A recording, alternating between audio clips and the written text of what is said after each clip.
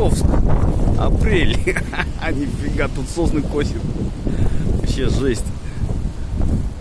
Вот такой вот бескунак в Казахстане, да. Офигеть. Шеф-директор только машину убрал минут 20 назад из-под сосны. Охренеть. Хорошо не на здании. Вот, а там уже и третья скоро будет на приходе, да.